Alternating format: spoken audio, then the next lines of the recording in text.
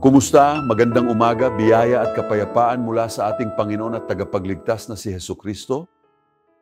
Ngayon ay mayroon akong biyaya ng Diyos na makapagsalita sa iyo bilang isang evangelikal na pastor, bilang isang apostol ng biyaya ng Diyos na may tungkuling ipahayag ang ebanghelyo ng Diyos. At ngayon gusto kong makipag-usap sa iyo tungkol sa ating pagkakakilanlan. Ako si Apostol Miguel Anjo mula sa Evangelical Church. Buhay si Kristo, salamat sa karangalan at salamat higit sa lahat sa prestihiyo na ibinibigay mo sa amin ngayong umaga. Kaya pag-usapan natin ang tungkol sa pagkakakilanlan. Paano ko malalaman na ako ay isang mamamayan ng Brazil? Kung ang aking identity card ay nagsasabing Brazilian citizenship. Paano ko malalaman na ako ay isang mamamayan ng Portugal? Kung ang aking card ng pagkakakilanlan, kung ang aking pasaporte ay nagsasabing ako ay mula sa pang-ekonomiyang komunidad ng Portugal, ito ay isang dokumento. Sa espiritual na mga bagay, ang pagkakakilanlan ng mga daing ay nalalaman sa pamamagitan ng paghahayag ng salita ng Diyos. Ang tanong ko muli ay, alam mo ba kung sino ka kay Kristo? Dahil kung naglalakad ka pa, sa pamamagitan ng mga lansangan ng buhay na may dalang mga tatak at marka ng nakaraan, ngayon ay nais ng Panginoon na bihisan ka upang takpan ka ng tunay na pagkakakilanlan na tanging langit lamang ang makapagbibigay. Tandaan na tayo ay isang katawan na may lugar na tinatawag na kaluluwa kung saan naninirahan ang mga damdamin at emosyon. At mayroon tayong tunay na pagkakakilanlan, tayo ay espiritu. Kaya tayo ay isang espiritu na naninirahan sa isang katawan na may damdamin at emosyon. Sa espiritual na mga bagay, ano ang ating pagkakakilanlan? Paano natin tunay na masasabi na tayo ay sa Diyos? Paano ko igigiit na ako ay tinubos ng dugo ni Jesus? Na ako ang napili? Na ako ay protektado ng Diyos? Kaya, ang unang bagay na kailangan nating gawin ay pumunta sa banal na Biblia. Itinuturo sa atin ng Biblia kung sino tayo, kung ang Panginoong Jesucristo na ang ating Panginoon at tagapagligtas. Ang sagot na ito ay hindi maibibigay ng isang tao na ang buhay ay kasamaan, na nagpapatuloy sa pagsasagawa ng kasalanan at nahahantong sa kasamaan. Ngunit para sa mga tinawag ni Jesus na kanyang mga tupa at para kanino siya namatay sa krus ng Kalbaryo, para kanino siya inilibing, para kanino siya muling nabuhay, para kanino siya umakyat sa langit, at para kanino siya nakaupo sa isang trono.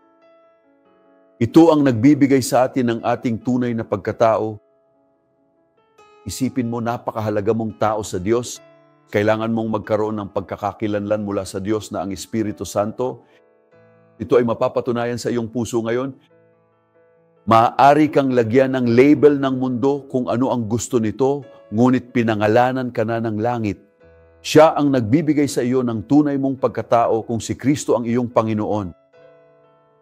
Tingnan kung paano ang apostol na si San Pedro sa kanyang unang sulat, ang sulat ay isang liham na isinulat ng isang apostol, sinabi niya, ngunit kayo ay isang piniling bayan.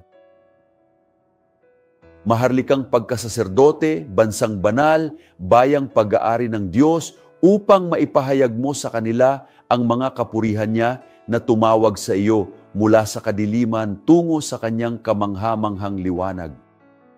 Kaya siya na tumawag sa atin mula sa kadiliman tungo sa kanyang kamanghamanghang liwanag, si Jesus ang Panginoon. At siya, upang matawag ang isang tao mula sa kadiliman tungo sa kanyang kahangahangang liwanag, ay kailangang ibigay sa kanila ang pagkakakilanlang ito na pananatilihin mo sa natitirang bahagi ng iyong buhay. Una sa lahat, tayo ang napiling lahi. Kaya tayo ay pinili ng Diyos, tayo ay tinawag ng Diyos. Gagamitin ko ang mga salita ni Apostol Pablo. Tayo ay itinalaga bago pa itatag ang mundo. Tinawag kami, nabigyang katwiran at niluwalhati. Kaya, ang gawaing ito na tinatawag na gawain ng biyaya ng Diyos sa ating buhay, ang tiyak na nagbibigay sa atin ng ating tunay na pagkakakilanlan. Ngayon ay masasabi ko na ako ay nasa piling lahi. Ako ay isang Romano Katoliko. Ako ay isang relihiyosong tao. Wala akong karanasan sa isang napiling lahi. Hanggang sa ipinahayag ng Panginoon ang kanyang sarili sa aking buhay. Ipinakita ng Panginoon ang kanyang sarili sa pamamagitan ng ang pagpapahintulot na pumapalibot sa isang aksidente na naranasan ko sa hukbo sa Angola, sa isang kama sa ospital, nang ang lahat ay tila natapos na, nang tila ang pagkatalo, kamatayan ay tiyak na tatapos sa akin, ang paghatol na iyon ay ginagarantiyahan, na ang huling paghatol ay laban sa aking buhay at kawalang hanggan sa impyerno. Ito ang buhay ng sino mang walang Jesus, ngunit napakabuti ng Diyos na ipinahayag niya ang kanyang sarili sa pamamagitan ng isang anghel sa anyo ng isang babae sa loob ng 7 at sinabi, ikaw ay magiging isang mangangaral na magdadala ng salita ng Diyos sa buong mundo. Kaya sa sandaling iyon nagsimula akong maunawaan at syempre ito ay dumating sa pamamagitan ng paghahayag kalaunan, ngunit nagsimula akong maunawaan na ang Diyos ay may plano para sa aking buhay, na ang Diyos ay may isang bagay na napakaluwalhati sa aking buhay at na ang aksidente ay ang tulay lamang na tiyak na mag-uugnay sa akin. Ang aking buhay na walang hanggan, ang buhay kasama ang Diyos. Iyan ay kahanga-hanga kung gayon ikaw ay isang piniling lahi. Ibig sabihin, ang isang tao ay may pagkakakilanlan dahil sila ay isang piniling lahi, sila ay pinili. Sinasabi ng Biblia na tayo ay pinili ayon sa paunang kaalaman ng Diyos, ayon sa pagbabala ng Diyos. Tinawag tayo ng Diyos at pinili. Sa makatuwid, tayo ay pinili ayon sa soberanong kalooban ng Diyos. Hindi dahil alam ng Diyos, ito ang tinutukoy ng Diyos. Ito ang paunang kaalaman ng Diyos, ang pagbabala ng Diyos. Pagkatapos ay sinabi niya, maharlikang pagkasaserdote. Noong nakaraan, sa ilalim ng lumang tipan, lahat ay nabuhay sa ilalim ng isang sinaunang pagkasaserdote, isang lumang pagkasaserdote, ang pagkasaserdote ng mga nagmula sa isang piniling bansa na tinatawag na mga Hebreo. May hiwalay na grupo ng mga pari doon. Kay Kristo Jesus, ang salita ng pangako ay natupad at sinabi niya na tayo ngayon bilang isang piniling lahi ay mga maharlikang saserdote rin, ibig sabihin lahat ng may si Jesus bilang kanilang Panginoon at tagapagligtas ay may pagkasaserdote, kaharian at pagkasaserdote, sabi ng aklat ng Apokalipsis. Kaya kami ay mga pari. Ano ang ginagawa ng isang pari? Ministro, nagmiministeryo siya ng panalangin, nagmiministeryo siya ng papuri, nagmiministeryo siya ng patotoo, nagmiministeryo siya ng kumpisal. Isa itong pari. Ang priesthood na ito ay hindi apostoliko. Hindi lamang sila mga pinuno na tinawag ng Diyos sa ministeryo, mga apostol, mga propeta, mga ebanghelista, mga pastor at mga guro, kundi ang lahat ng mga piniling lahi na may pagkakakilanlan na ibinigay ng Diyos ay mga maharlikang pari din. Ito ay kahanga-hanga dahil ang taong nakauunawa sa kanilang priesthood ay hindi nakadepende sa kamay, sa pagpapatong ng mga kamay o sa langis sa ulo. Kung may nag-aayuno para sa kanya, siya ay nagmiministeryo sa kanyang sarili, siya ay may direktang daan sa trono ng biyaya ng Diyos. Sinasabi nito na sa tronong ito ay may probisyon, may tulong para sa mga sandaling iyon ng matinding kawalang pag-asa sa buhay o ng malaking pagsuko ng buhay. Kaya't sinasabi nila tayo ay isang piniling lahi, isang maharlikang pagkasaserdote o tayo ay isang banal na bansa. Kaya ibig sabihin ba nito na ang isang taong may Jesus ay pinili ng Diyos ay isang maharlikang pari at bahagi ng isang banal na bansa? Ano itong banal na bansa? Ito ang kaharian, ito ang simbahan. Unawain, mga Ginoo, na ang tanging natatanging institusyon na nilikha ng Diyos sa mundong ito ay ang kanyang simbahan. Hindi siya lumikha ng mga koponan ng football, unyon, asosasyon o anuman. Wala siyang nilikha. Gumawa siya ng sarili niyang simbahan. Sinabi niya kay Pedro na itatayo ko ang aking simbahan at mga pintuan ng impyerno. Hindi. Mananaig sila laban sa kanya. Kaya, ang ibig sabihin ng pagiging isang banal na bansa ay bahagi tayo. Ito ay dapat maging katibayan ng pagkakakilanlan. Tayo ay bahagi ng isang grupo ng mga tao sa mundong ito, saan man, sa 4 na sulok ng mundo. Kung kanino si Jesus ay namatay, para kanino si Jesus ay muling nabuhay, na para sa kanya sa aklat ng buhay, isinulat niya ang pangalan ng tao, tinawag niya at sinabi niya, ikaw ay akin. Kaya mangyayari lamang ito kung nauunawaan ng tao ang kanilang tungkulin, nauunawaan na ito ay isang priesthood, at nauunawaan na sila ay isang banal na bansa. Sa madaling salita, tayo ay nakikibahagi sa simbahan, sa kaharian, sa katawan ni Kristo, kaya naman sinasabi ng Biblia na tayo ay isang banal na bansa. Pagkatapos ay sinabi niya, ang sariling bayan ng Diyos. So, sa madaling salita, ibig sabihin, wala tayong pusong nahahati sa dalawa. Isang bahagi ng Diyos at isang bahagi ng mundo, isang bahagi ng Diyos at isang bahagi ng dyablo na wala. Tayo ay eksklusibong pag-aari ng Diyos. Apostol, ang isa sa mga pinili ng Diyos na isang pare na bahagi ng banal na bansa ay maaaring sinapian ng demonyo? Hindi. Maaari bang pumasok si Satanas sa isip ng isang taong nagpahayag kay Jesus bilang Panginoon? Hindi. Bakit naman? Dahil tayo ay eksklusibong pag-aari ng Diyos. Sa ating mga puso ay may trono ng kaluwalhatian at ang nakaupo sa tronong iyon ay ang Panginoong Hesukristo. At sinasabi niya iyon,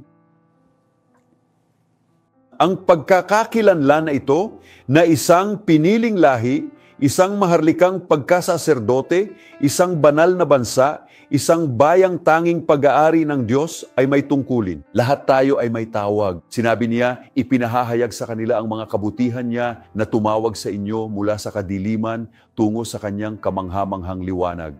Kaya tingnan mo, gaano kahalaga para sa atin na malaman ito at ipahayag ang mga katotohanan ito. Nandito tayo sa channel, sa telebisyon na ito, sa social media, sa satellite, sa madaling salita na may layuning ito, ipahayag ang mga birtud niya na tumawag sa atin mula sa kadiliman tungo sa kanyang kamanghamanghang liwanag. Kaya ano ang ating buhay bago ang pagkakakilanlang ito? Lumakad kami sa kadiliman, bulag kami sa espiritual, ginawa namin ang kalooban ng prinsipe ng kapangyarihan ng hangin. Tayo ay katulad ng ibang mga anak ng puot, patay sa ating mga kasalanan at maling akala. Lahat ng sinasabi ko sa iyo ay nasa Biblia.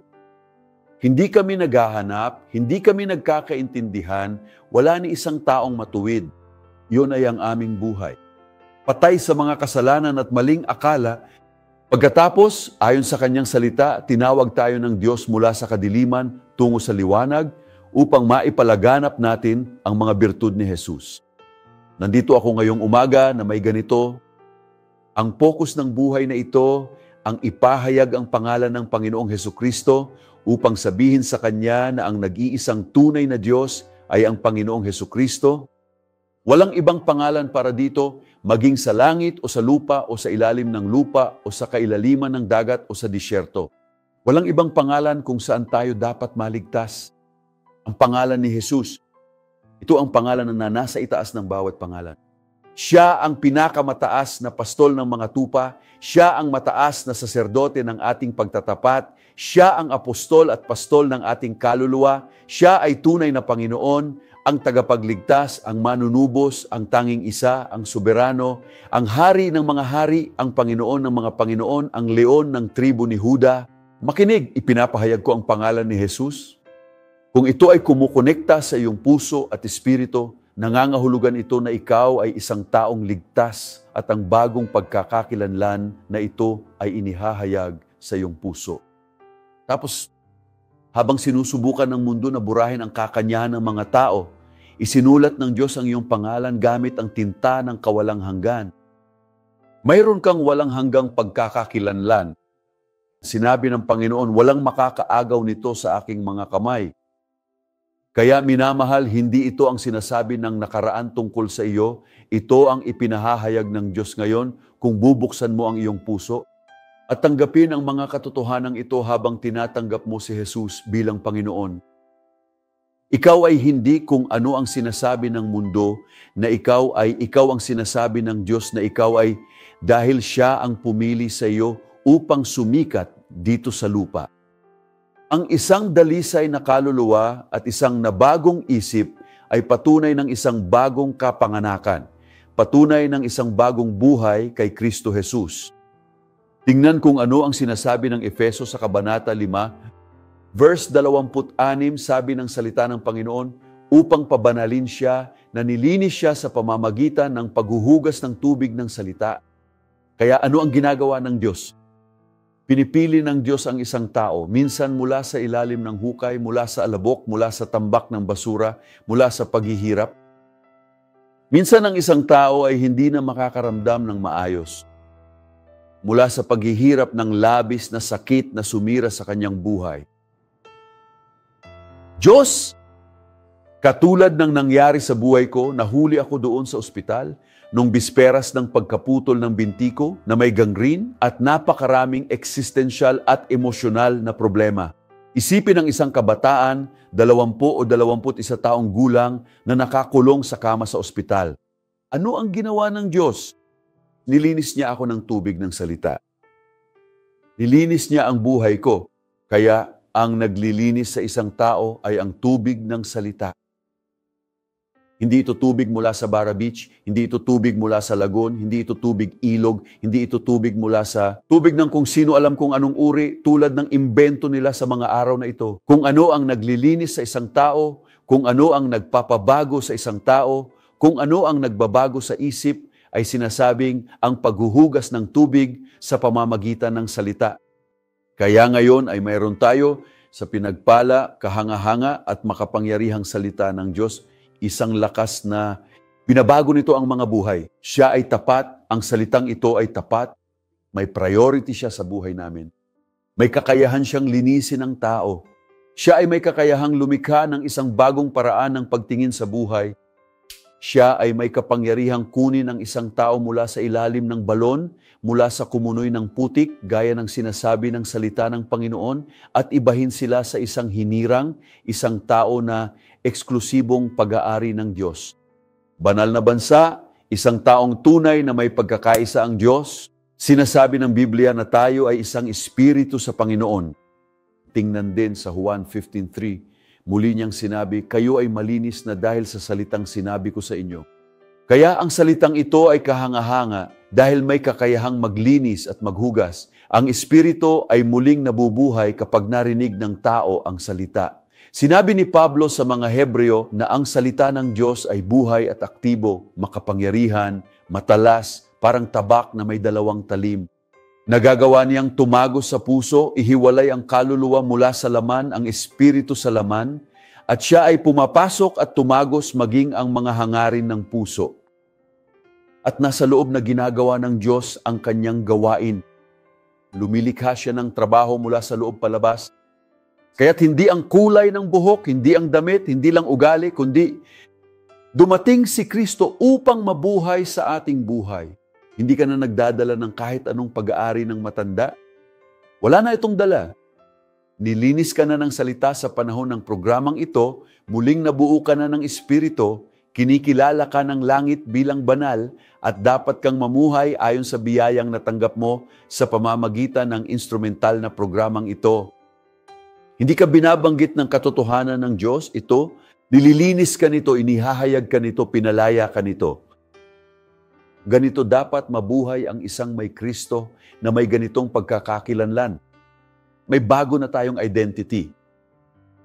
Sinasabi ng mga kay Kristo na ang dating buhay ay lumipas na, ang sino mang na kay Kristo ay isang bagong nilikha, ang mga lumang bagay ay lumipas na. Wala nang kapangyarihan ng kasalanan sa iyong buhay. Ngayon gamit ang bagong pagkakakilanlan na ito at ang autoridad na ibinibigay sa iyo ng bagong pagkakakilanlan na ito, ikaw ay malaya mula sa kapangyarihan ng kasalanan at tinawag na mamuhay ng isang buhay na naglalabas ng matamis na halimuyak ni Kristo at ang kabanalan ng Panginoon. Ikaw ay itinalaga para sa isang bagay na mas dakila upang mabuhay para sa kaluwalhatian ng Diyos.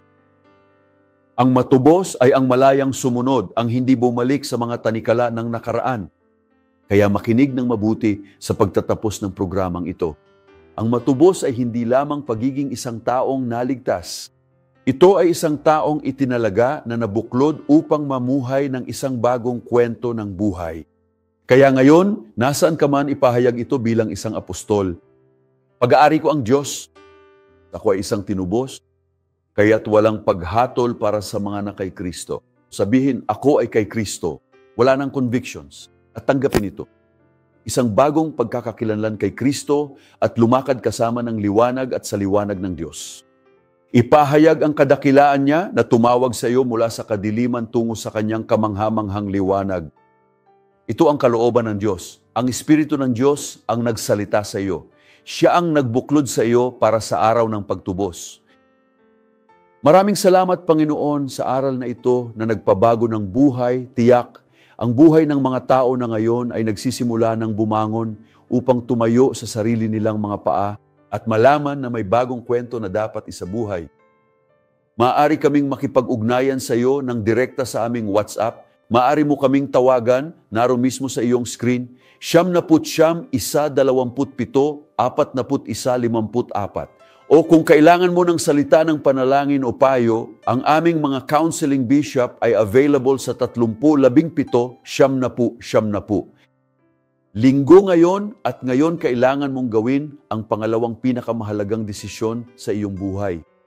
Ang una ay ang maniwala kay Kristo, ang maniwala sa kapangyarihan ng salita, upang maniwala sa gawain ng banal na Espiritu.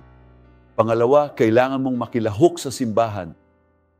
Meron kaming isang kahanga-hangang katedral, meron kaming napaka-espesyal na mga tao, meron kaming isang maluwalhating gawain. Ang ating ministeryo ay tumutupad sa dakilang utos ng simbahan. Nangangaral tayo sa 4 na sulok ng mundong ito. Ang ebanghelyo ay lumabas mula sa altar patungo sa Brazil, Rio, Brazil at sa mundo. At gusto kong sabihin sa iyo, halika at tingnan kung ano ang magagawa ng Diyos sa pamamagitan ng isang biblikal at espiritual na simbahan. Dito sa Rua Marica, 320 sa Campim Neighborhood, sa kanlurang zona ng Rio de Janeiro. Sinasabi ko sa iyo, may pintuan mula sa Diyos para sa iyong buhay. May magandang mangyayari sa buhay mo. Ngunit kailangan mo na kung saan sinabi ng Diyos na itinayo niya ang kanyang simbahan sa pangalan ni Jesus. 9:00 ng umaga. 5 p.m. na, wala nang time ngayon para mag-effort ka ng kaunti para makasama kami.